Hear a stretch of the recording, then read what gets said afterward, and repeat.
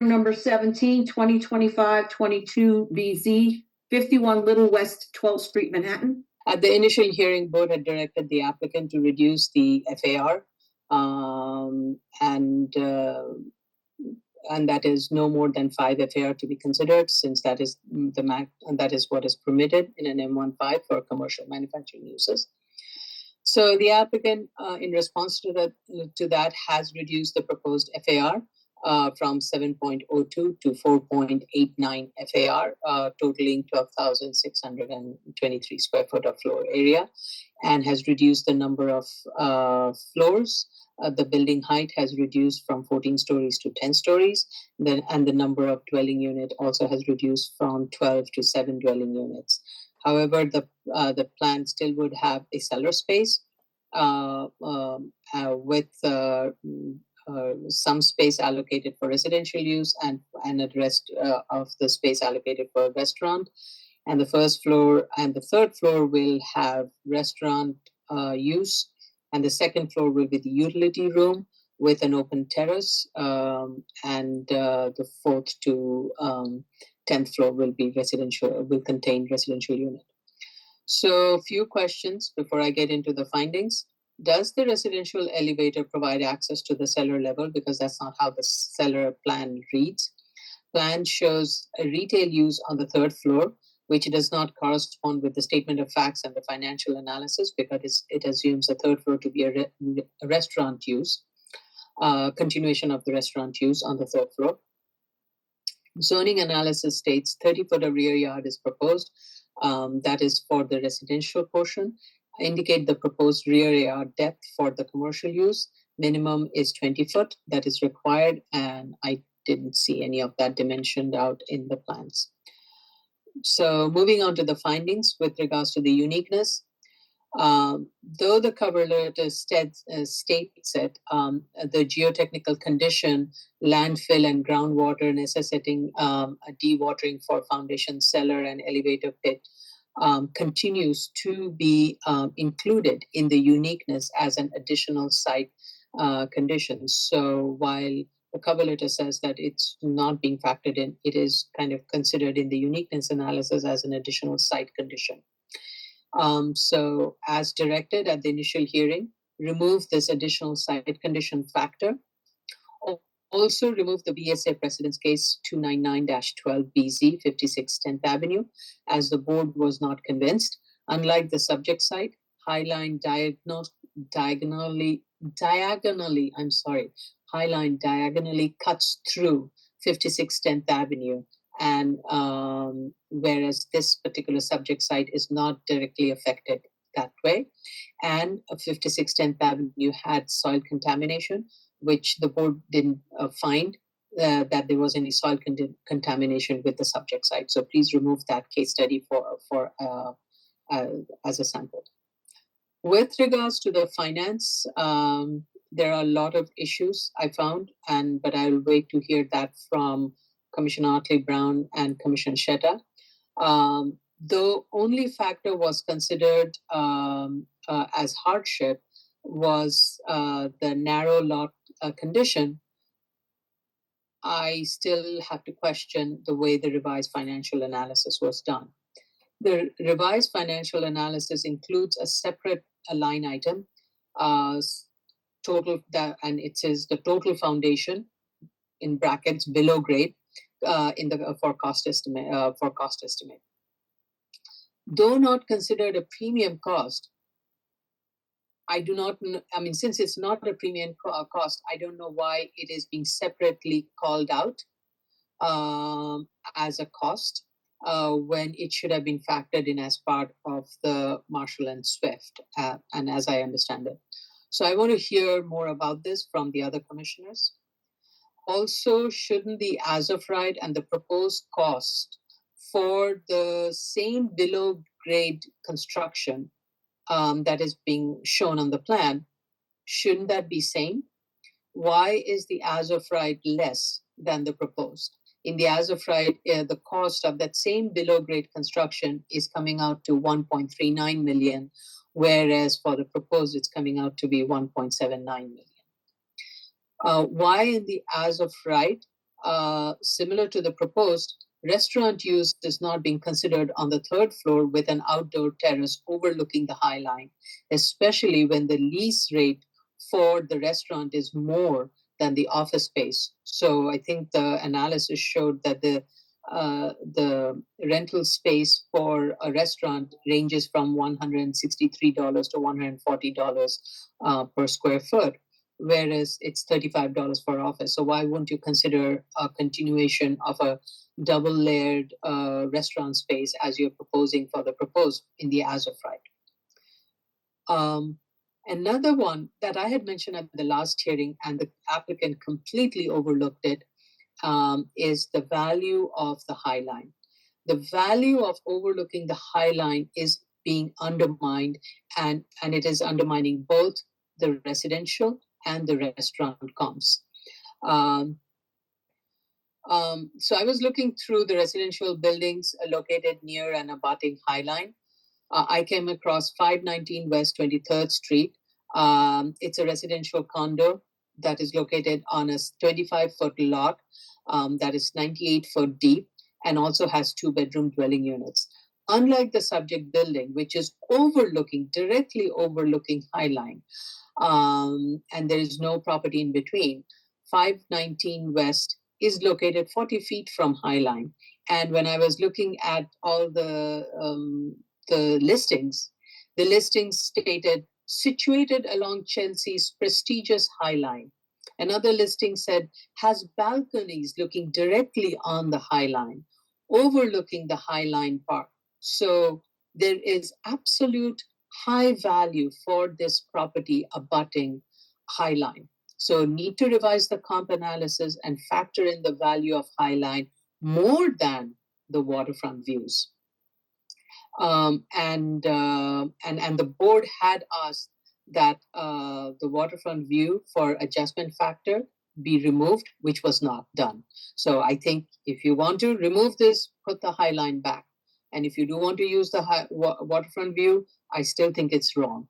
So, and I'll wait to hear from Commissioner Otley Brown on that one. I also had a question regarding the cap rate. So 7% cap rate for residential in this area, given what I just laid out of some of the sales that's going on, isn't that too high? Especially when the application is mentioning the changing land use of this area to residential in its neighborhood character analysis, and is also referring to the proposed Gansevoort Square development rezoning, which would permit residential use. So I think 7% cap rate is too high for this area for residential use, and it should be brought down. And this will, I think, and I'm not the financial expert, I think a lot of these things will change the analysis. So I think for me right now, the issue is still with the A and the B. The reduction in the height, it is in keeping, but as I mentioned, the issue is with A, B, and how then therefore it affects the E finding. Vice Chair Shibata. Thank you, Chair, for your comments. I agree with you that the A, the B, and the E are still outstanding.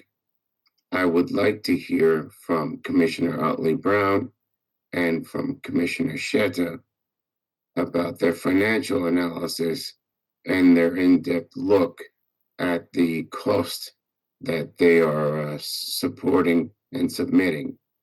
I am not convinced by this application as it stands today. Commissioner Otley Brown. Okay, lots of comments here. The uniqueness now, as you said, is just that it is a small and narrow vacant lot. Even though they're saying there's a high water table, I believe Commissioner Shetta has already dismissed the high water table as being unique to this site because, number one, this site does not excavate down to the water table, and also all of the properties in the area have the same water table. So therefore, that should not be included as uniqueness. And the key here is because it is not unique, it should not be called out in the financials as special or premium costs. And that means that their construction costs on a whole have to conform within the framework that is set by Marshall and Swift. You cannot have an add-on because we are forcing everybody to use Marshall and Swift. And as I said it before, Marshall and Swift is one way of grounding these costs in a verifiable reality. And using a cost estimator, it is impossible for us to track whether or not they're inflating the costs or even double counting. And so therefore, no cost estimator. That being said, I have reviewed the latest financials, and I'm just going to be as simple as I can in my critique of them, because some of them you could get really intricately involved in trying to figure out what's going on. And that means that if it's not clear, it's not convincible.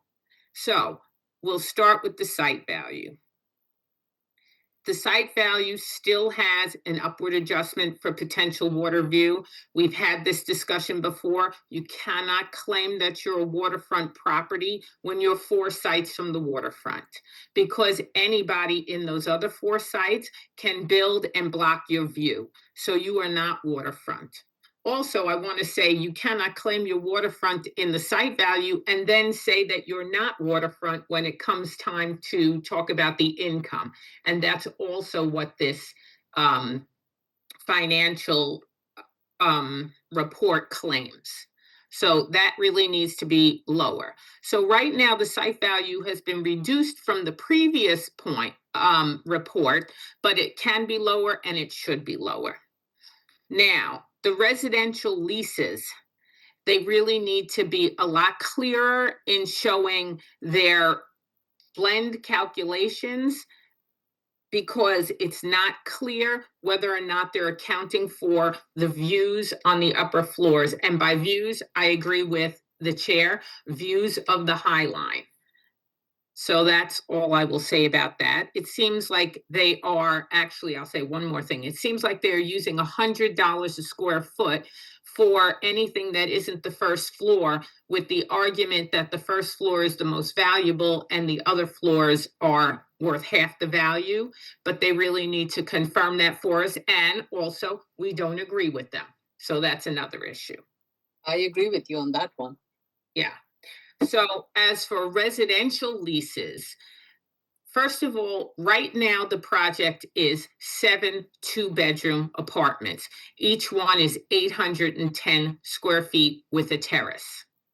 The applicant is saying that this is a not valuable apartment size in square feet, disregarding the fact that there are 2 bedrooms here. And they are saying, therefore, they can use 1-bedroom condos to value that. So my first question is to the applicant, wouldn't you agree that 2-bedroom apartments are more attractive than 1-bedroom apartments? It seems to me they are, because all of the major appraisal companies arrange their data according to number of bedrooms. Even the reports that they cite to, which are Miller Samuel, and I believe perhaps Corcoran report, they actually arrange all of their data by number of bedrooms first, before they don't even talk about square footage, which proves to me that number of bedrooms is the primary consideration when looking at residential sales. Therefore, being that this is 2 bedrooms, you should not be using 1-bedroom apartments. Another thing that they do is, once again, even though I raised this issue before, they are not using comparables that have terraces. So my second question is, don't you believe that having a terrace adds value to a property? If so, then your comparables should have terraces. If for some reason you cannot find any comparables with terraces, then you need to make upward adjustments to your comparables sales prices to account for the fact that the subject has terraces.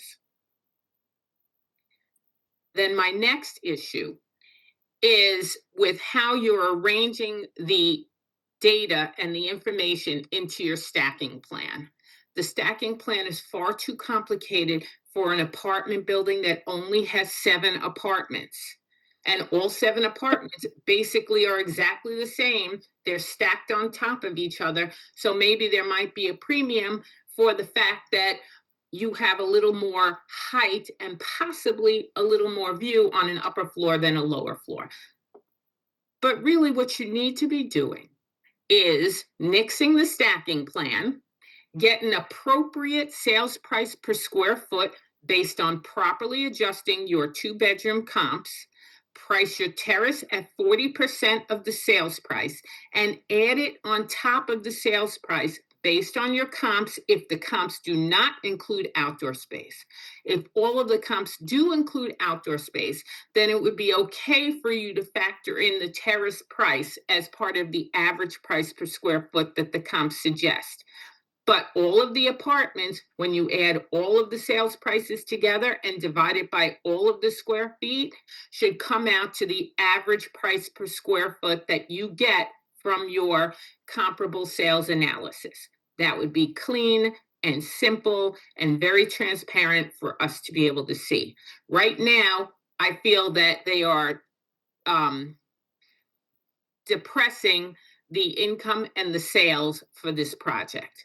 And conversely, they are increasing or inflating the construction costs of this project. And we all know what happens when that happens. It makes it look like a project is not feasible when in fact it actually is.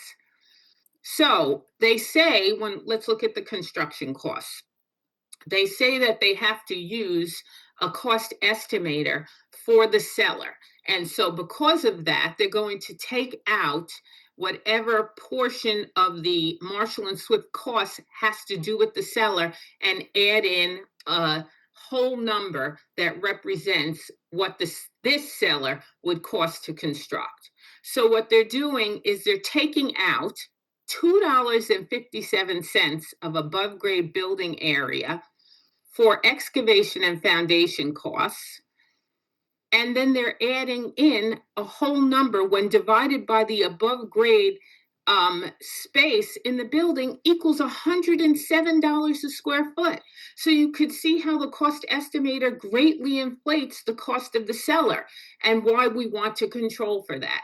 So they need to go back to the drawing board and use solely Marshall and Swift to account for the entire building. Now, the last comment I want to make has to do with construction period and lease-up time. The construction period and lease-up time for a 6-story as-of-right building is 31 months, and for the proposed 10-story building is 41 months. This is important because the higher the construction and lease-up time, the lower the annual return looks because you're dividing the total return by the total months of this project timeline.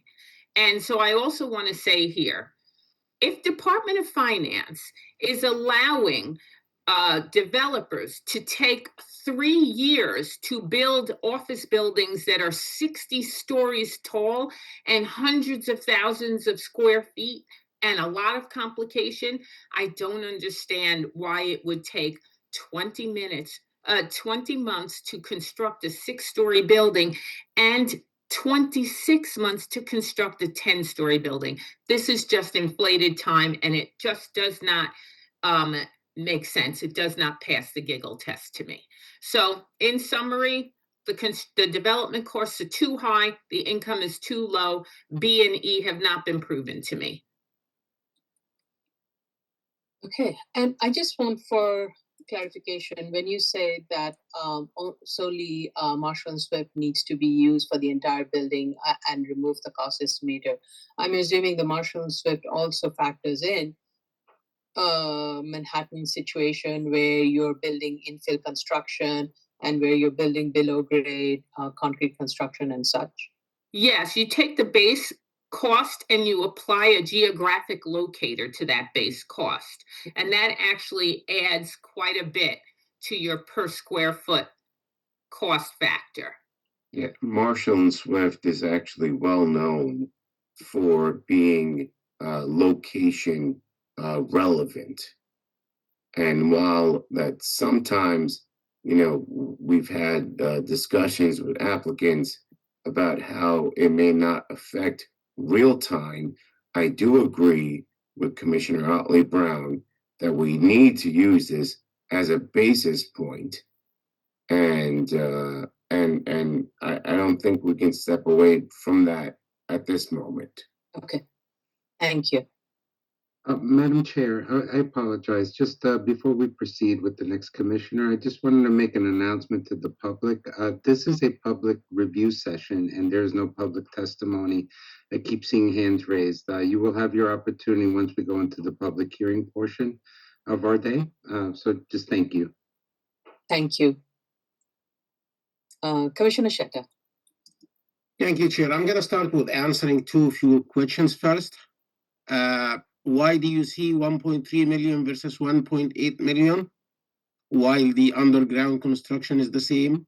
Maybe you look at the two cellars and they look like they are identical, but because one of the building is 10-story building and the other is 6-story building, so the loads are different and the number of piles are different. That's why there is a difference in the underground cost. Okay. So this is because of the number of deep foundation elements that they are assuming that they're going to be using. Which will still be reflected if you were to use the Marshall and Swift? Yes. Okay. Yes. But the second question is, would Marshall and Swift consider the location? It's not just the location. Marshall and Swift is a very powerful tool, and I had discussions with many about this tool. Many, when I say many, I mean many who work at the organization that developed Marshall and Swift.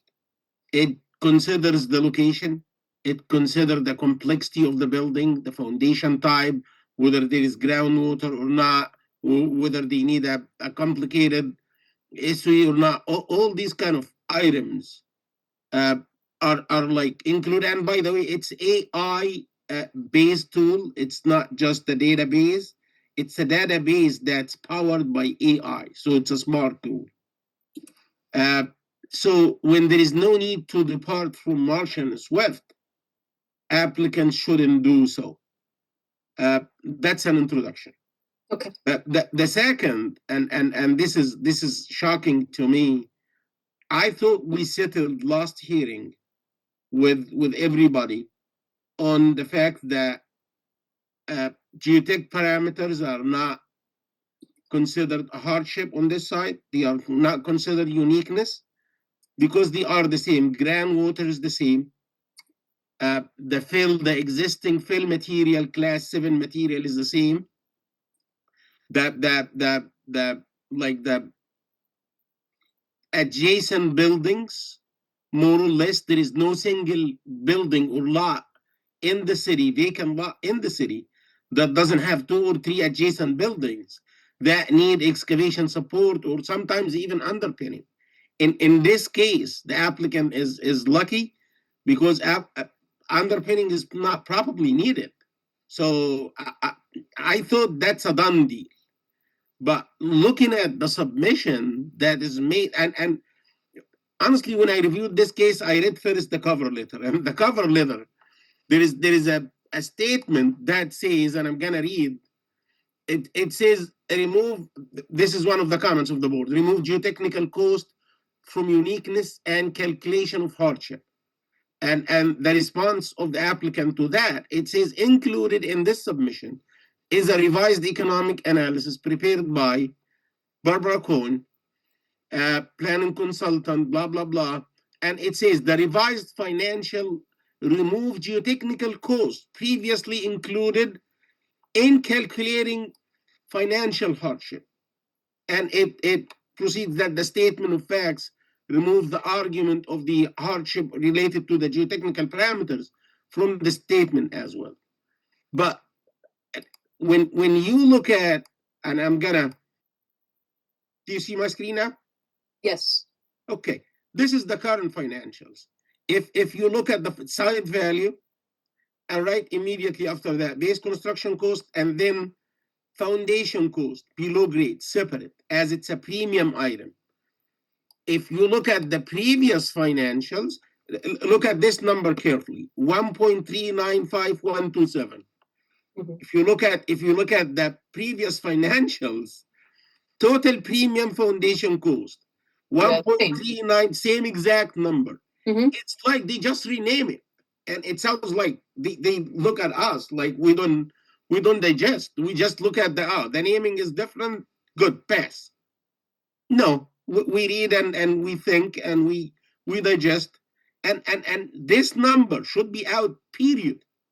The only uniqueness on this site is the width of the lot. Any item that's like other than this should be taken off. I don't want to see cost related to any item other than the narrowness in the financials. And I don't want to see that structural engineer report because I'm really like, this is, I'm not sure if you see this image here. Mhm. Yeah. Yeah. We- If you look at this image, this is an excerpt. I did work on this. I did spend time on this. I did this analysis for the applicant. If the applicant doesn't like my analysis, he should respect me and respond to me with an analysis. I want to stick to the facts. Yes, sure. Stick to the facts. My point is, if you are insisting on putting the groundwater in after we raised the comment last hearing, and we said it should be taken out because it's not unique, and in addition to that, you're not digging down according to your geotechnical report. You're not digging down to the groundwater. This is from the geotechnical report. This is observation well in boring number 1. Over here, it says the ground elevation is 8. I put it here highlighted. Ground surface is elevation 8. If you look at the depth to the groundwater, it's from 12.7 to 12.2. Let's say it's 12.5 average. If elevation 8, you go down to 11.5 feet, that takes you to elevation negative 3.5. That sidewalk here is elevation 10.5. That means that this is 10.5 to negative 3. This is almost 14 feet deep. Okay. They are just digging from that elevation about 9.5 feet. Right. So you're not digging to groundwater. Thank Please you. take it out. Thank you, Commissioner. I think this was stated as you pointed out, it was stated at the last initial hearing also, and was also mentioned today both by me and by Commissioner Artley Brown. Thank you for concurring. What is driving the cost for this project is these two numbers, the 1.3 and the 1.4 million for the as of right, and the 1.8 million claimed premium that shouldn't exist. And the second thing is the height of the building. And again, that structural engineering report, I'm not buying this. I'm not convinced with it. I tried to be like honest with the engineer, and I advised him not to go there. You're not using a tangent pile or a secant pile, and I explained why last hearing. Again, the report still there. Please take this out of the financials. I don't want to see it. I don't need that. The geotech report, you submitted that separate. You don't have to put it in the financials to make it thicker. And please take these numbers, the premium, the cost premium, out of the equation. Doing so, if you do so, I believe the 7% that you mentioned, Chair, this number here, that one in the current financials, it's gonna jump over. It's gonna be probably much higher than the 7.4%. It's gonna jump up, and probably the negative 8.5. It's gonna shrink. I still support that the use waiver on this site because I am convinced that the width and the size of the site is not going to be a good fit for a manufacturing facility here.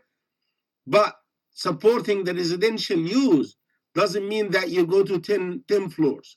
And it's not necessarily to utilize the whole 5 FAR that's available when the use is in compliance. This is a variance case. You're departing from the zoning law to a variance. if you're getting a variance, you should prove it to us that this is the minimum variance that gives you relief. And if you can use a smaller FAR than the 5 that's available in a compliant use, do so, please. Thank you. Thank you. Commissioner Yoon? Okay, thanks. I have a few comments. This is just my 2 cents on the groundwater. I mentioned it last time. It's no way unique at this level. I've worked on affordable housing projects in the middle of Brooklyn with higher groundwater tables. So it's not even unique to this part of Manhattan. So take it out. I think just the completely ignoring lots of comments was very frustrating. Like, Chair, you had asked for the architectural feature at the top of the roof that should be removed, and that was clearly still shown. What I didn't mention at the last time, because we were hung up on the A finding, a few details about the plans. The second floor utility room that is not counted as floor area, you will need to clearly document what type of mechanical equipment it is that you need in this room that cannot be located in the cellar or the roof in order for us to consider this as deductible floor area. DOB is very strict about utility room deductions, and I've worked on many mixed-use residential projects, and never have I ever seen something this big or this blatant try to go through. So please, if you want to deduct the floor area, show me exactly what I need, a schematic equipment schedule. I need to know the access points and the clear path to those pieces of equipment. We're gonna have to go through this very, very thoroughly if, at least for me, to be convinced that there's any justification for a deductible utility room on the second floor. Otherwise, count it as your floor area and stick to the bulk parameters of the underlying zoning, as was discussed by Commissioner Utley Brown at the last hearing. If we consider this variance, we could consider use, but I don't think there's any justification for any bulk waivers here. So on top of that, you have an elevator going up to your mechanical roof. And so I had a question about whether there's amenity space up there and if that's being factored into any of the financials. We got some comments from a neighborhood organization called Save Gansevoort regarding the indication that there's residential use that is erroneously shown for 7 of the 13 buildings cited in your neighborhood study. I was looking at the radius map and the neighborhood character maps. They also don't seem to match when purporting residential use nearby. So please take a look at that and revise those. The zoning analysis form should list that the max front wall height is 85 feet or 6 stories. And again, I think if we are to consider this variance, you have to come in within the underlying zoning bulk requirements for us to consider a use variance, or at least for me to consider a use variance. Some of the commissioners are questioning the uniqueness, the need for a variance, and if somebody is accepting the need for a variance, the question of the degree of the variance. Yeah. So, okay, all right, thank you. 2025 22BZ 51 West Little West 112th Street, Manhattan. Only the team right now. Members of the public. Only the applicant team. Yeah, only the applicant team. When the application is open, Barbara Cohen. When the public is asked, we'll open it up. Okay. Is that everyone, Mr. LaBelle? Barbara Cohen, Kevin Williams, I don't see Jen my Weiss. architect. Who you were looking for? So there would be Walter Marin and Fatih Ergun. I Applicants. do not see Walter Marin. I do not see Faith. And do you need boys? Boys Hadas? So Yes. Boris would be great. boy. Don't see that also. And what about Novak Newer? Novak is our applicant, sure. So we don't see Faith or Walter or Oh, it's Fatih Ergun. So No, we don't see that one. yeah, we don't see Fatih Argan or Walter Marin or Boris. okay. Chad, do you have any updates as far as why Walter or Fatih would not be present? I just emailed them. I'll call them again. While we're waiting for them, can we start, because I know that Please. Of course, Okay. thank you, Chair. Okay, so everyone that's in the room, raise your right hand. Mr. Weiss, too, please. Mr. Nori. Mr. Nori's coming back in. I don't know, why does that hand keep coming up? Do you affirm to tell the truth, the whole truth, and nothing but the truth in your testimony before this board and to respond honestly to board member questions? Yes. I do. I do. State your name, whoever is the lead. State your name for the record and proceed to respond. Richard Lobel of Sheldon Lobel PC for the applicant. Good afternoon, Chair, Commissioners. Thank you for your thoughtful comments at the executive session, which we listened to. We thank the board for recognizing that the applicant has brought the floor area ratio of the proposed building down from over a 7 to under a 5.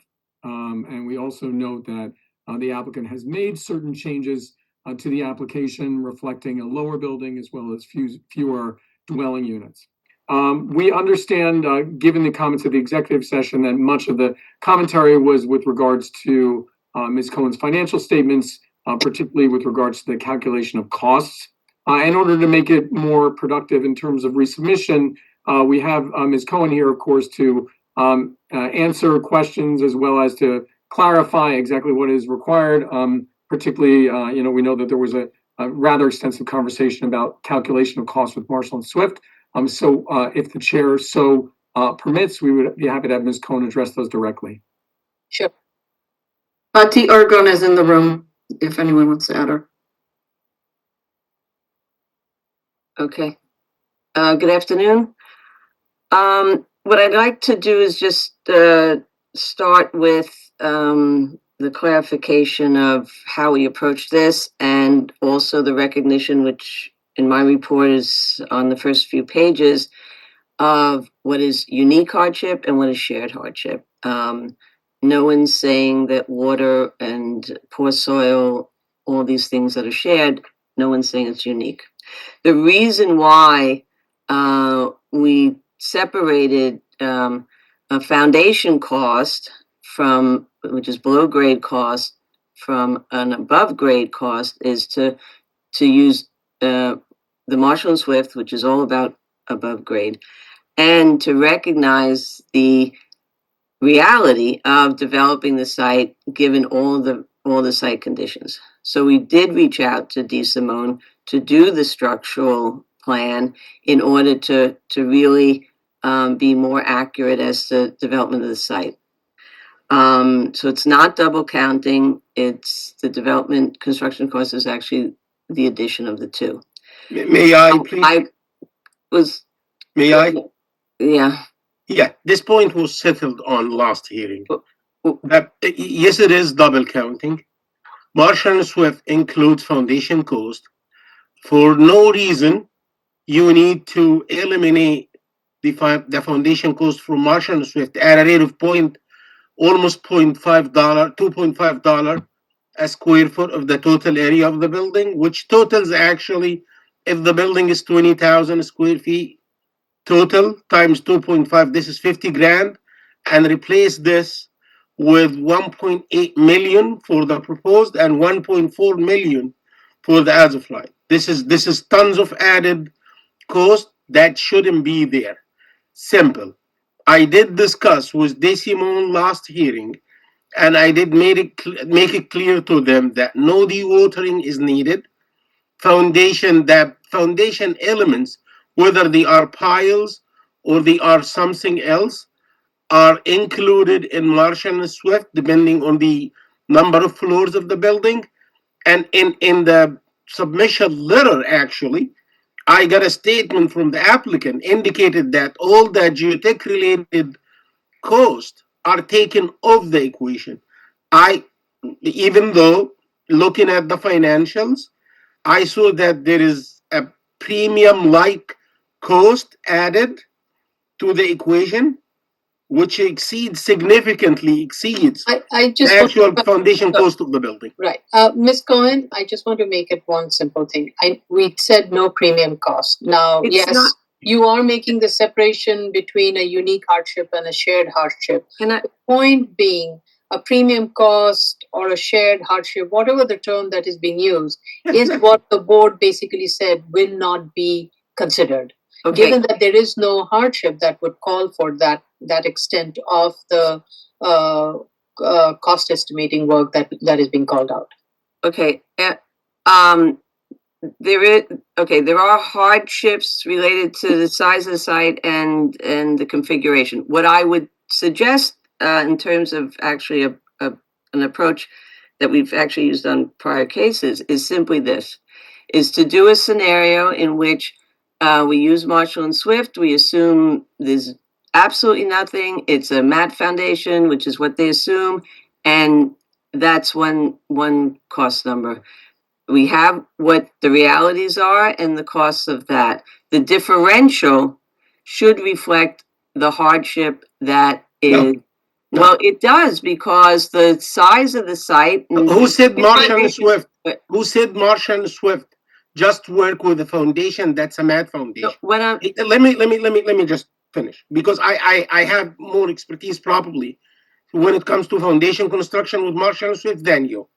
When you put a building, that 6-story building, I want this conversation to be productive and be conducted with decorum.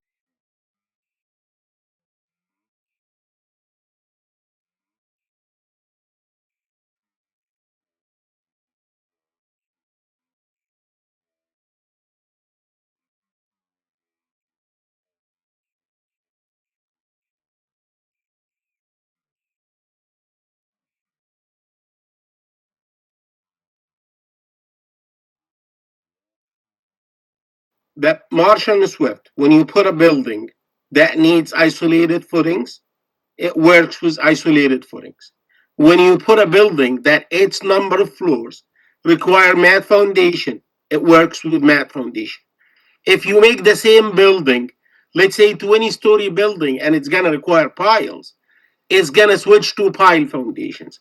And it changes the foundation type automatically, and consequently the foundation cost.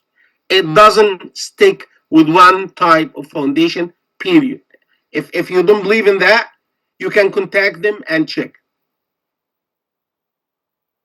there are segregated costs. There are costs for piling. It's not that it's not there.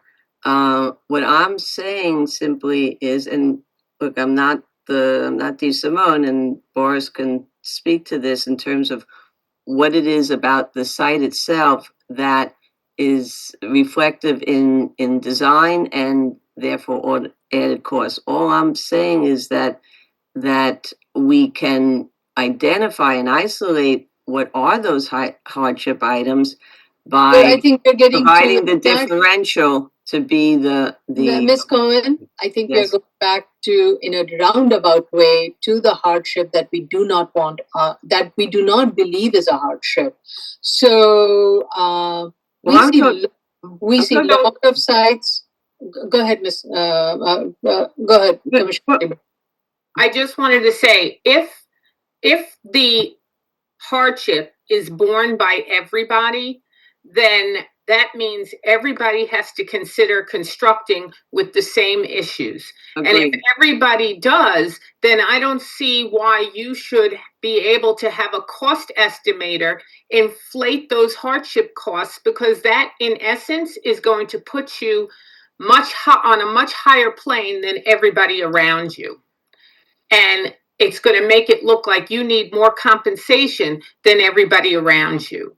And so therefore, because it isn't unique, it's borne by everybody in the area, if they were to come for a variance, would be told that they have to be within the parameters of Marshall and Swift. There would be no reason to give you extra consideration, because no extra consideration is warranted. Now, as for the size and shape of the lot, that's actually taken care of in your income deductions and your adjustments down for income, because you're saying that the size and the shape of the lot is not making it commercially attractive. No, I think getting back to the size. Can I interrupt 1 second?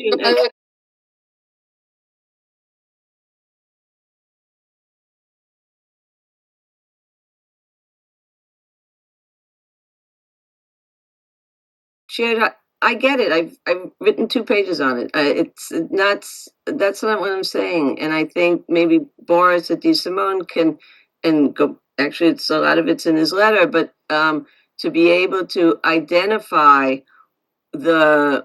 what it means to build on a small, narrow site, and what is not mentioned is the adjacent fragile building, which does come into play because of its condition, and it actually forces that second elevator for the cellar, which you wouldn't have if that condition didn't exist. Well, so here's something that I'd like just to touch on. You've heard 3 commissioners here who have some dubious claims on the way the way this cost estimation is going. And you just acknowledge that there is a portion of your statement that is not included with regard to the adjacent building. Now, I don't think that it is best for us to litigate this and just create this back and forth between the commissioners and yourself. I think the best way to handle this is a submission that clearly outlines what your argument is, and then we can either accept it or reject it. But as the engineer of the board, I'm not going to accept any submission. Hold on. I see Walter Marin and Faith Ergun. Do they need to be included at this point to answer any question? Please include them. Okay. Thank you. And I'm not looking to argue back and forth. I'm Ms. Cohen, Ms. Cohen, wait, please wait. Ms. Cohen, please wait. We need to swear them in and swear your fellow colleagues in, and maybe they can. I at this point I agree with Vice Chair Shibeta. I think the questions that are being raised are not new. They have been raised at the last hearing, and this we are repeating ourselves. And I think it would be best use of everybody's time if you can document this information in the manner that would convince the board. Right now, the board is not convinced as of the last hearing and as of today. Okay. I'm sorry, what kind of information do we need to document? Hold on. Please wait. Everybody, please wait. Please. Okay. So let me swear in Mr. Let me swear in Mr. Marin and Mr. Ergon. Mr. Ergon, could you please unmute and put your picture back on? Yes. Thank you. Raise your right hands. Do you affirm to tell the truth, the whole truth, and nothing but the truth in your statements, nothing but truth in your testimony before this board to respond to the board member questions? Yes. Yes, I do. Okay. Now, Commissioner. Can I make a request? Can I ask Commissioner Otley Brown to state her position, because I think that would be a good place to start for the discussion and for Mr. Marin and Mr. Ergon to respond to. Okay. All right. Commissioner Otley Brown, do you want to state what you're trying to state? I know you got cut off a couple of times, and I can't see you on the screen. I think she's dropped off. I believe she's disconnected. We've lost her. Yeah. Shoot. She should be coming back. I know that she made her statements very clearly in her review session. And I think that with the help of the PM, this application would be best served for a resubmission along the parameters of what the board is asking, rather than circling back and forth and litigating where we're always going to come up with more issues. I say this with the greatest deal of respect of your work, Ms. Cohen, and your work, Mr. Lobel. That's all I have to add to this. And what kind of elements that they need to readdress? Oh, just 1 second. Now that we have Commissioner Otley Brown, Commissioner Otley Brown, the chairperson has asked you to clarify what you're looking for in their next submission. Okay, I'm looking for Marshall and Swift to be used for construction costs with no premium costs added by the.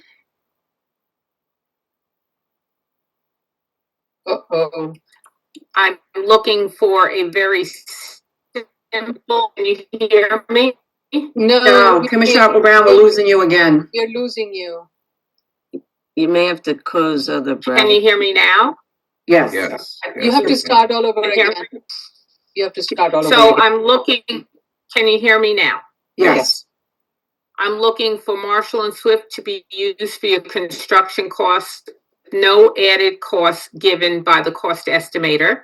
I'm looking for a simplified analysis to understand what the residential income is, no stacking plan. I want you to use 2-bedroom comps for your 2-bedroom apartments. If you can prove that the comparables are much larger in size, then make the appropriate size adjustments. The comps should have outdoor space.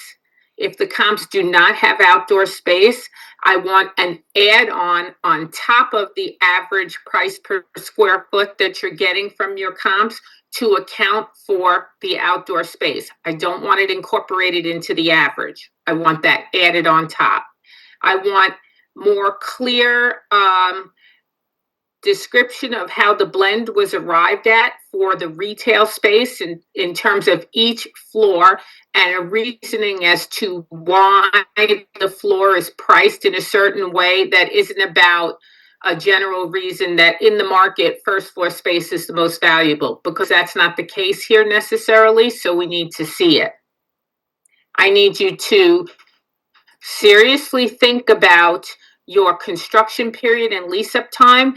And if you really feel that it is equal to that of a 50-story office building, then you need to put that in the paperwork so that we can understand that, and that's a matter of record.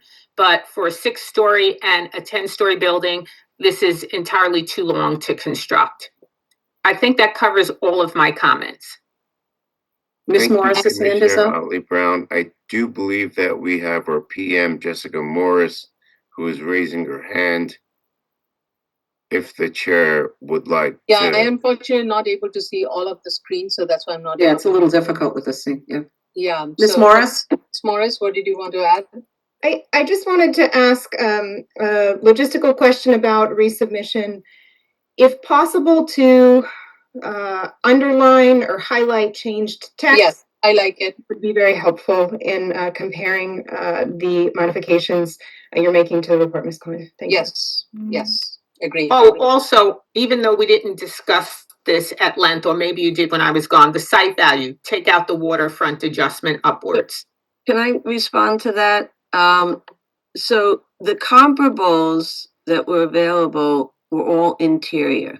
The adjustments are always against the subject site. So the subject site is better than those that were in the interior. That's why there's an upward adjustment to those that are interior in order to be comparable to the subject site.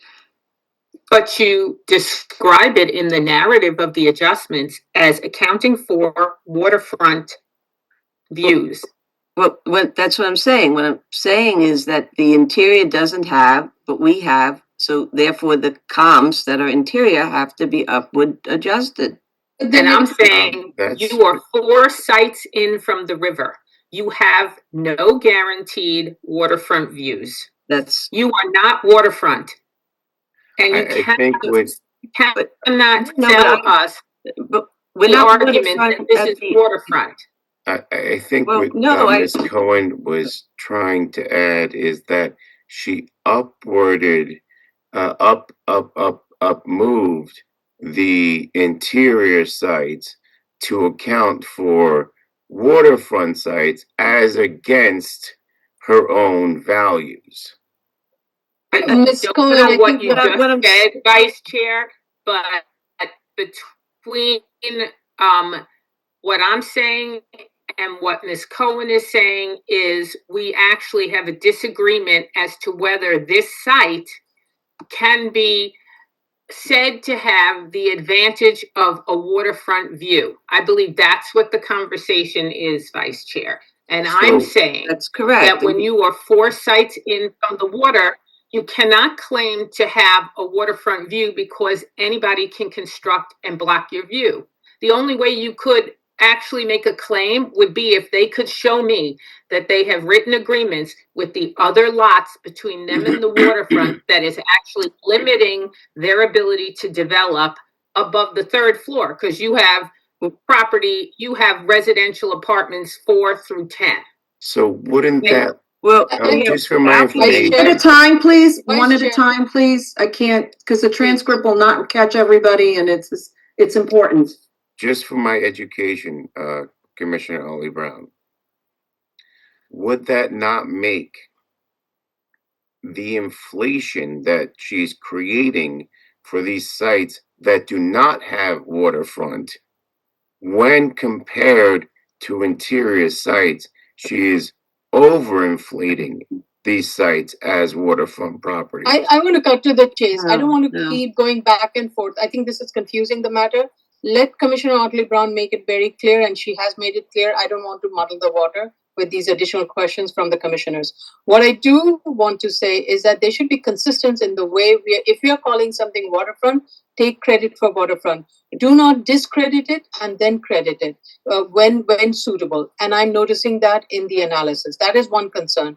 Second thing, more than the waterfront, it's the High Line view that is of greatest value that I am constantly insisting needs to be factored in, whether you like it or not. I'm not going to let this process proceed whether you factor it or not. Fact that you have a commercial retail restaurant use which is overlooking the High Line in the rear, it's your bonanza.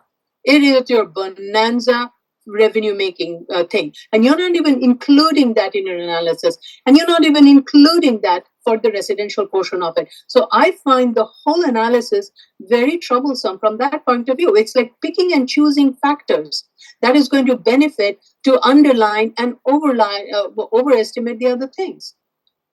And Can I just try to bring this to a conclusion? So we appreciate the commissioner's comments and your chair. We value the comments of Vice Chair Shabeta, who basically said, like, okay, let's not litigate this and let's just go forward. And we got Commissioner Otley Brown's comments.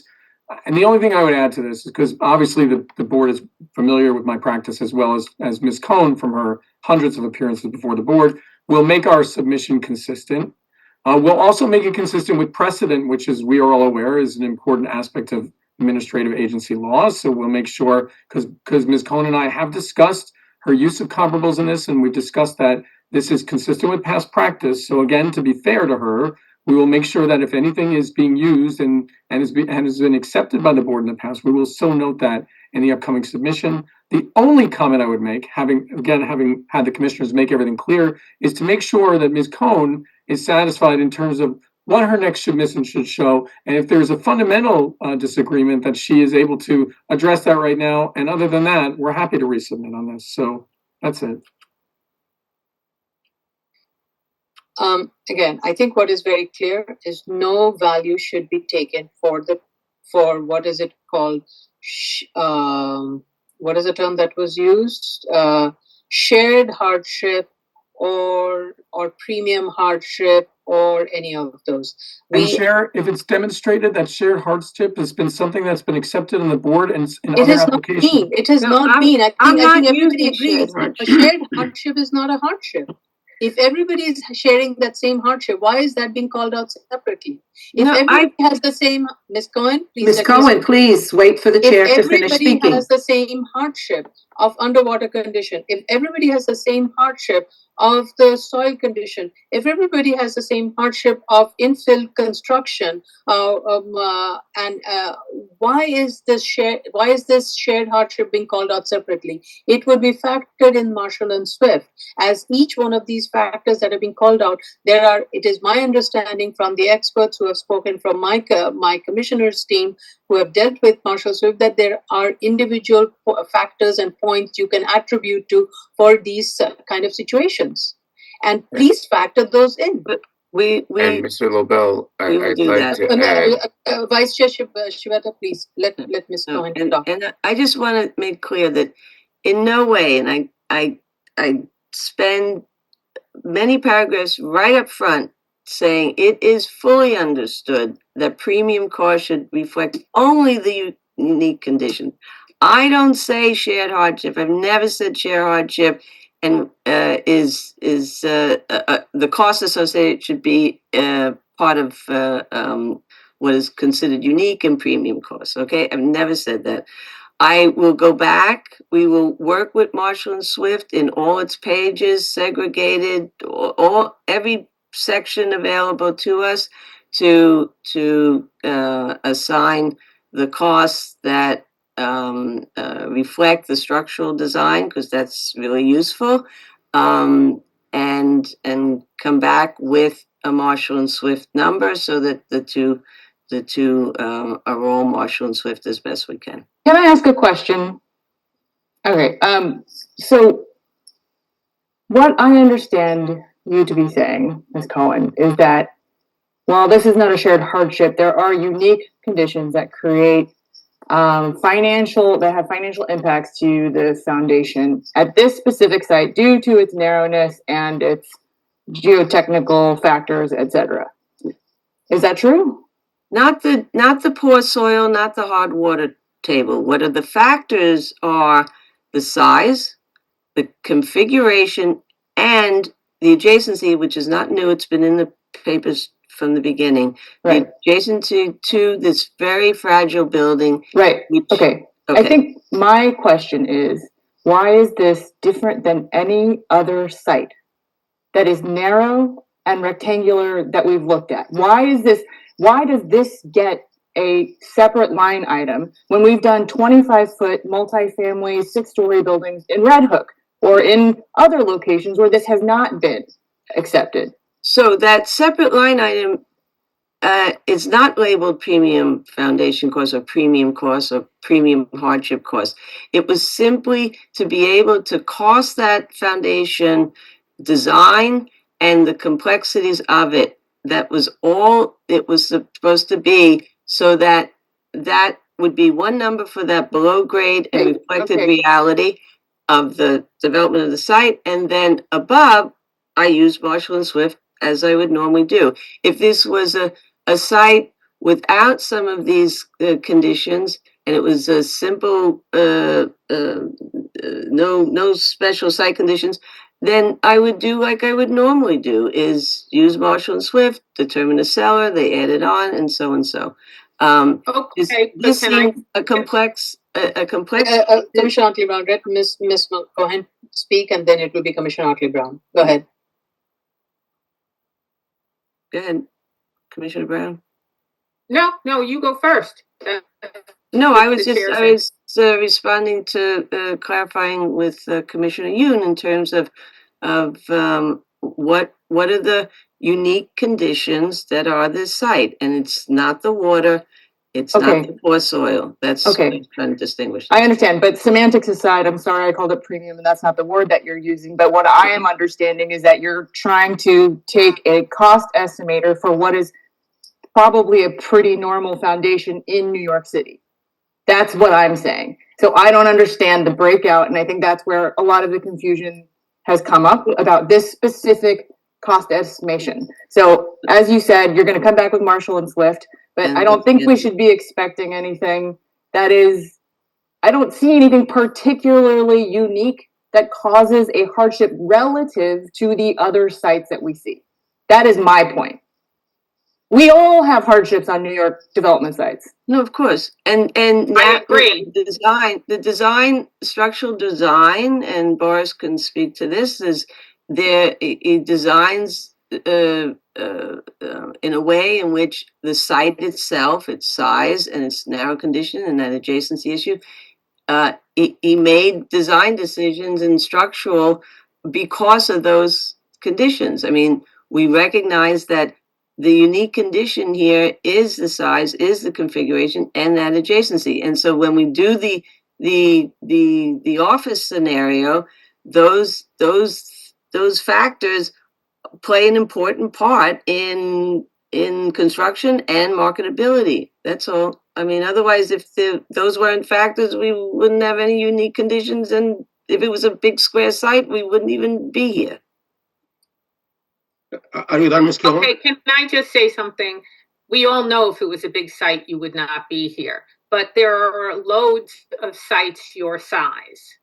And it is the cost of doing business in Manhattan that you're going to come up with all of these challenges.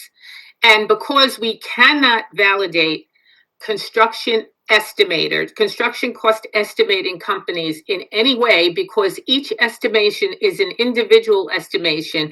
And as Commissioner Shetta has noted time and again, as you go from one cost estimation expert to another cost estimation expert, even poured concrete varies in price so wildly that there's no way for us to validate these costs. And so therefore, like everybody else who is doing business in Manhattan, Marshall & Swift applies a location adjustment to take care of all of the intricacies and complications that arise from building and constructing in Manhattan versus in Nevada, versus in the Bronx, versus in New Jersey. And that isn't enough to account for the issues here.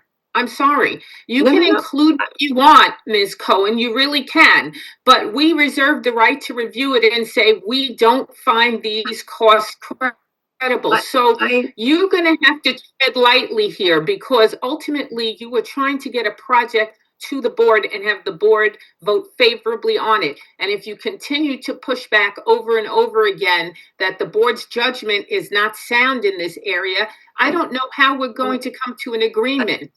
I'm So not that's pushing your back. challenge. No, come on. I'm not pushing back. I'm not making any implied idea that, it's not true. All I'm looking for is an approach that makes sense, and if you're not in line with the idea of the differential, then fine. And I said it already. We will work Marshall & Swift up and down to come back with a Marshall & Swift number that tries to reflect all the factors that go into this development of the site. I mean, Okay, I just want to say something with respect to the record. I want to clean the record from the word or from the term shared hardship. I would refer everybody to go and read ZR 72/2021. It says like very clear that the hardship should be resulting from the uniqueness of the claimed hardship is not resulting from the unique conditions. It's out of the equation.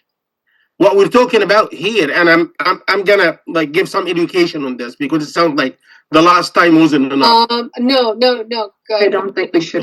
Please, that's important. That's important. We have a long day. We have a lot of cases to hear. Yes, Please.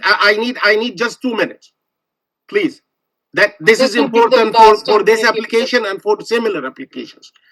So that the add-ons on Marshall and Swift should be out. Period. I don't want to see him again. If I see him, I'm not gonna vote for this application. Number two, the claim that narrowness impose hardship when it comes to construction cost is against engineering common sense, not even principles. That narrower the site, the easier to deal with foundations. That narrowness here shouldn't be counted as imposing any hardship when it comes to construction of foundation, SOE, geotechnical, whatever.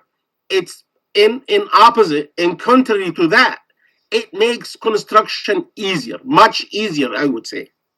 So the claim that a secant pile wall or a tangent pile wall is needed, it's up to the engineer. If he want to build with a secant pile wall, it's his decision. I'm not forcing him to take it off. But to not count it in because it's against common sense, and this board is not going to take something that's against common sense. Thank you. Okay. All right. Applicants, any response you want to give to this or put it in writing? I would highly recommend that because there's a lot to digest here. Please go through our records and statements and analyze it. As you can see, there's a lot of skepticism with regards to the analysis and how therefore that is affecting the degree of some of the commissioners are even questioning whether there is a hardship, the A finding, and B, some are questioning whether there is an measure of the degree of the hardship. Okay. One thing I do want to point out, with regards to the as of right, your as of right use for the ground floor, and Commissioner Yoon brought out a very important point with regards to the utility. You need to go back to the drawing board and assess the utility space and count only the portion of the utility space that would be deducted from the floor area count, and the rest of the thing would have to be accounted towards your floor area. Second, can I just add to that, just to clarify, because right now there's space in the cellar and on the roof, and for a building of this scale, I don't see that there would be anything beyond the typical 2 or 4% of floor area for mechanical deductions. So I expect that the utility room will return to floor area unless you can go through the exercise of showing me exactly what you need there, because you have a cellar and a roof mechanical space, and this is not a very big building. And also, we need a response, Chair, to the point that whether it was a settlement and compensation paid. This is the second time we asked. Yeah, we can just answer that on the record now. There was no settlement and no compensation paid. Thank you. And finally, on the as of right, what you're proposing for the ground floor, you're proposing restaurant space not only on the ground floor but the floor above. No. With not in the No, you're not. I know you're not, but in the proposed you are. My question is, why replicate the same thing for as of right? There's no reason. If that is going to give you more value for the leasable space, why should the third floor in the as of right be considered as an office space? Which is how it has been analyzed and valued. It should be the same as the way you're valuing in the proposed, where the ground floor and the third floor, or whatever you do with the utility space, becomes all part of the restaurant space.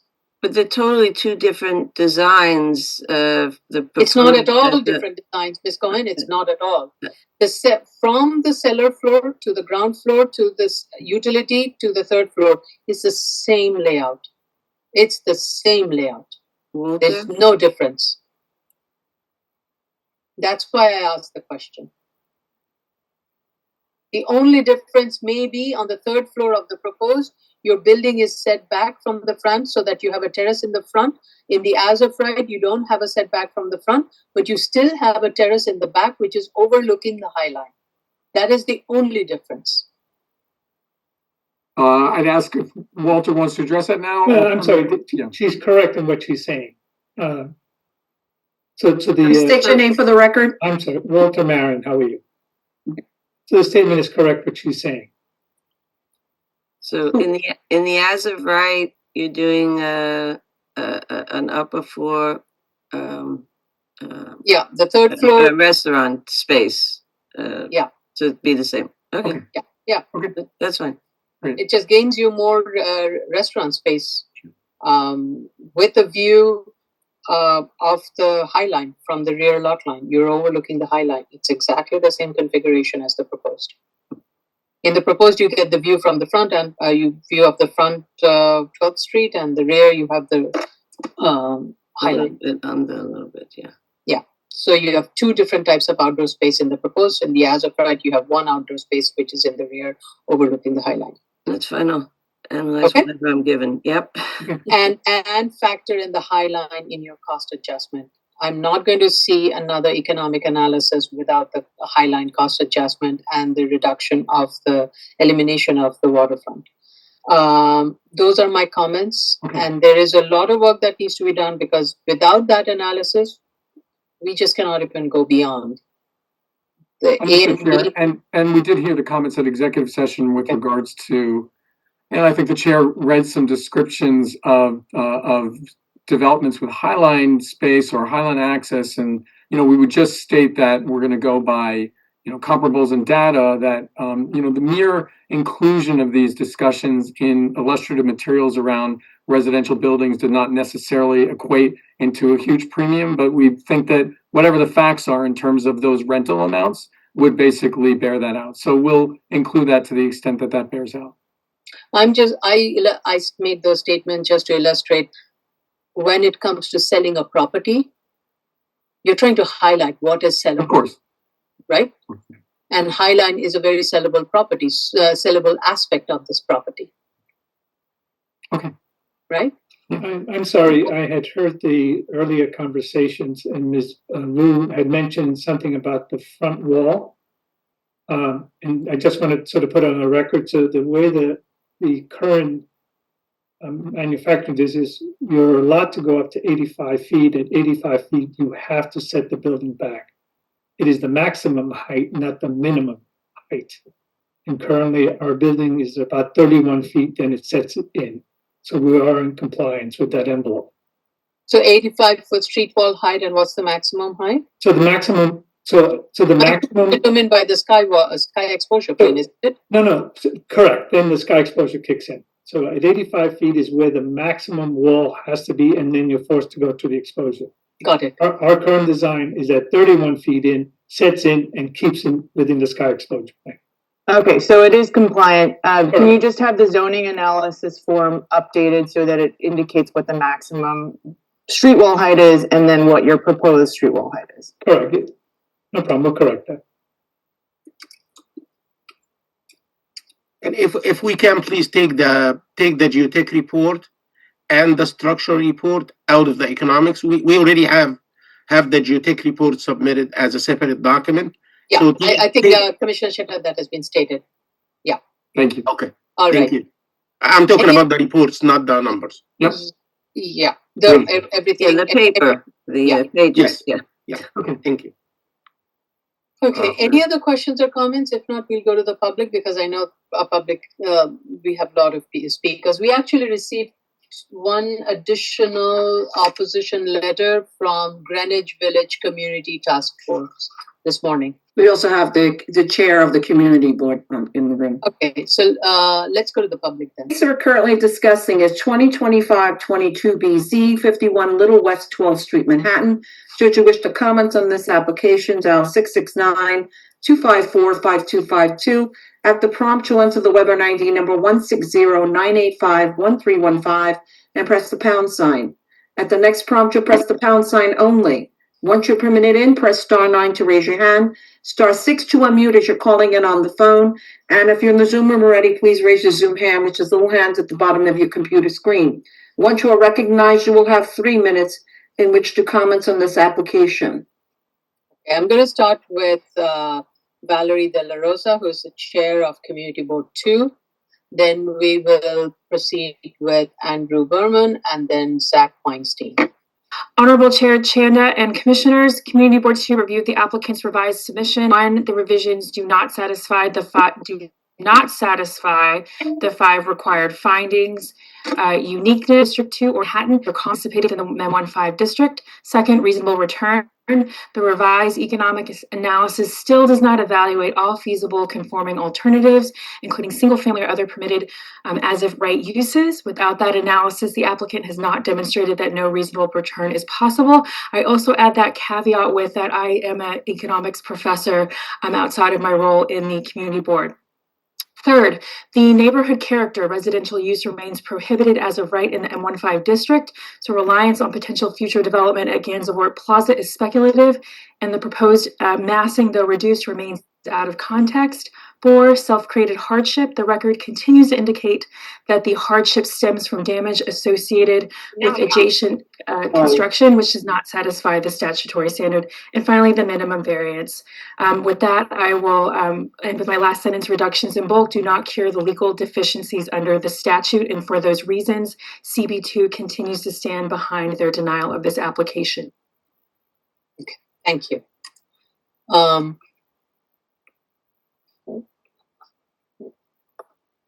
Want to do Andrew Berman?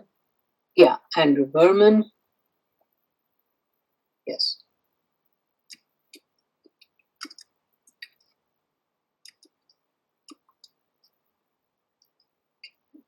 Go ahead. Thank you very much. I'm Andrew Berman, speaking on behalf of Village Preservation, a nonprofit founded in 1980 to preserve the special character of Greenwich Village, the East Village, and NoHo. We're glad to see the proposed FAR of the building has been reduced from 7.02 to 4.89, which falls within the current allowable FAR for the site. However, we must point out that we believe that the applicant has still not established a true non-self-created hardship, is still citing inaccurate and misleading figures in his submissions, and has not shown this to be the minimum variance necessary. And the proposed building would still have a significant impact upon the character of the surrounding district via its non-conforming use and non-contextual design. In brief, the applicant continues to deny the uniquely lucrative and beneficial circumstance of the site's location across from the Whitney Museum, next to the High Line, Hudson River Park, Little Island, and nearby to Chelsea Market, high-end shopping and dining, hotels, and other attractions. He's also failed to prove that the site's vacancy is the result of actions by others, while there is much evidence that his own actions led to the conditions requiring the former building's demolition, which he claims as a basis for hardship. The applicant continues to cite residential variances more than a dozen blocks to the north in West Chelsea, where there was already significant residential use nearby, as precedent for this variance, and to falsely claim that there are numerous residential uses nearby this site that simply do not exist. For a variety of reasons already cited by the commissioners, we also believe that the proposed building remains unnecessarily large, with no necessity for the rooftop architectural elements and the amount of residential FAR. A requested allowance for use prohibited by the zoning must go through a ULURP process to analyze impacts and identify necessary mitigations unless it is found to qualify for a variance based on hardship. We don't believe that standard has been met. We urge you to continue to carefully scrutinize this application as you so clearly have, and we believe it continues to be based upon false, incomplete, and misleading data. Thank you. Thank you. Next is Zach Weinstein, will be followed by Katie Bordonaro. Yes, good afternoon. Yes, hi, Zach Weinstein, Save Gansevoort. We've submitted extensive written comments. Thank you, commissioners, for your close analysis of the applicant's financials. We continue to believe the applicant has not met the criteria necessary for a zoning variance. First, the site's vacancy is crucial to the applicant's argument that the site presents a unique hardship. The applicant's uniqueness study states there are 23 sites in this district that are as narrow and small as the subject lot, 13 of which are not in joint ownership with an adjacent lot. As the applicant's own uniqueness study concludes in reference to these characteristics, while exceptional though the condition is not unique. What makes the site unique, according to the uniqueness study, is the vacant condition of the narrow lot. The applicant claims his building was demolished because of instability caused by construction of the adjoining Standard Hotel, and therefore the site's vacancy is not self-imposed. However, the applicant has still provided no evidence to support this claim. The applicant has still not explained multiple DOB violations that indicate the building's instability was due to the applicant's unpermitted and incomplete construction of a fourth floor addition and to inadequate maintenance. For more detailed information, please see our written comments. Second, the applicant claims a residential variance would not alter the essential character of the district, in part because 13 buildings in the district already contain residential uses. This is factually wrong. Map Pluto states that at least 7 of these 13 buildings, more than half, in fact contain no residential uses. The two primary BSA Act precedents that the applicant cites at 128 and 132 West 26th Street state that residential use variances were appropriate because that area was already highly residential. This is simply not the case with the subject site. This entire M15 district is almost exclusively non-residential, and this would be the first new residential building in the district.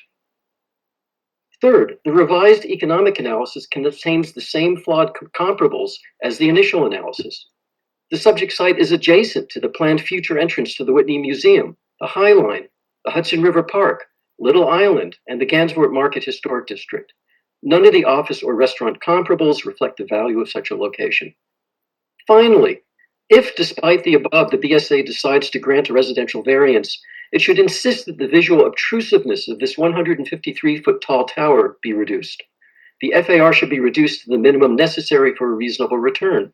The ornamental arrowhead that tops the building and adds nearly 20 feet to its height should be removed. The height of the 20-foot tall first floor and the 20-foot tall third floor should be reduced. The large unenclosed space at the base of the tower should be enclosed, which would add to the value of the ground floor restaurant and reduce the amount of bulk available for the upper floors. For more detail, please see our written comments, and thank you for your attention. I think the last person is Katie Bordenaro. Good afternoon. My name is Katie Bordenaro, and while I am a member of Community Board 2 Manhattan, I'm testifying today on behalf of the Greenwich Village Community Task Force, a group which has been addressing zoning and landmarking issues in the Far West Village, including meatpacking, since 1998, a lifetime. Thank you for the opportunity to testify today, and the task force urges you to deny the 51 Little West 12th Street variance.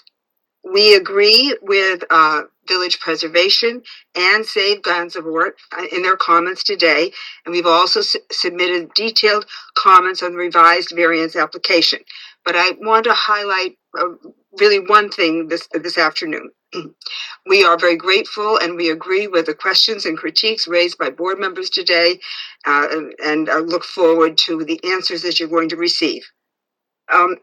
You have been focusing on the restaurant aspect of this project, and I did a little bit of research into the 5 addresses that were presented for the financial analysis, and I'm going to put restaurants in quotes because we believe that these are poor examples to be used.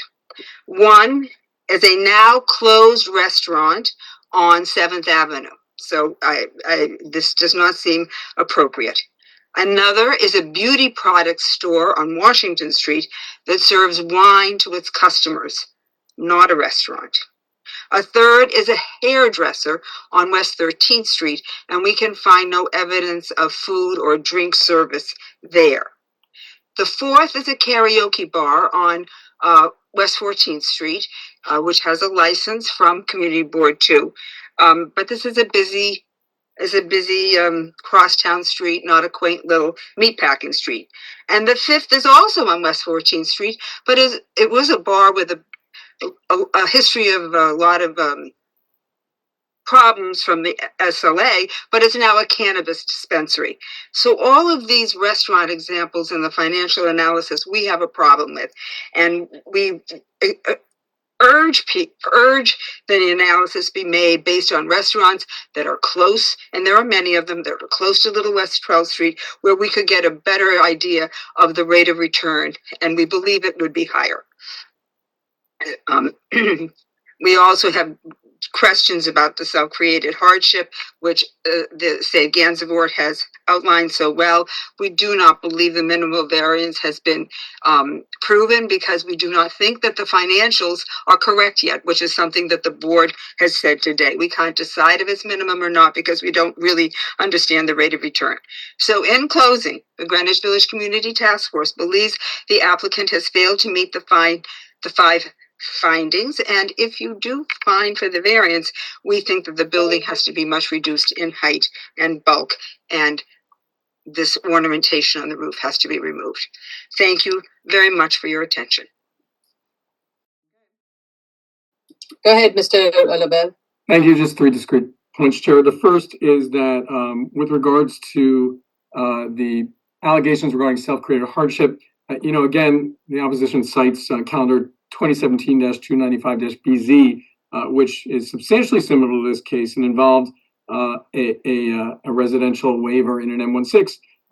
In that case, the prior 5-story building on the site was demolished under a vacate and demolition order issued after excavation work at an adjacent property caused structural damage, establishing that the hardship was not self-created. This is substantially similar to the instant application where we have already on the record made these allegations, including discussion of these of the violations issued to the site, which we addressed at the last time, and discussed the fact that these did not bar our claim of self-created hardship.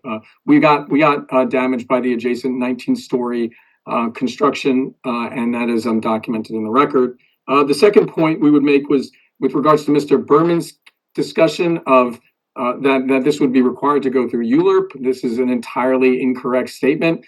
as the board is aware from the precedent that's cited as well as other cases, despite the fact that there may be relief offered at the Department of City Planning and City Planning Commission, that does not bar an applicant who still meets the findings to request the requested relief. The relief that's requested here, again, on small, narrow sites has been granted by the board on numerous occasions, so Mr. Berman is wrong. And then finally, with regards to the discussion of surrounding residential, we rely on not merely the character study, but a commonplace walking around the block, in which case residential is located on the next block from this property. So with those discrete comments, we would rest. All right, Mr. Lovell, a few things that has been brought up. You did respond to some of them. I think in your analysis for the neighborhood, do provide a more detailed methodology as to how you arrived at the land use and what were the relying factors, and if needed, whatever methodology you used, and you have documents of those, provide that for the record.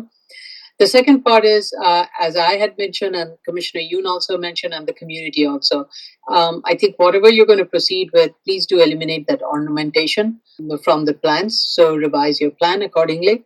And we think the board is going to consider, and if it is going to add to the value of the cost of construction or anything, it's an absolute no-no. So please do eliminate all of that. And I would say, whatever you have heard today from the opposition, please do also put that in a cover letter outlining response to every one of those, so that it's there on the record for everybody to review. And that. Anything else for the team? Ms. Morris's hand is up, the project manager. Yes. Thank you. I just want to note that the applicant team has been provided with all testimony submitted thus far. Okay, great. And Chair, just to clarify that last statement that you made with regards to methodology regarding the land use, would that be around the C finding?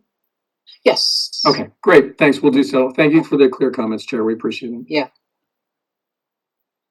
Okay, I think I'm not going to put a date on it because you have a lot of work to do.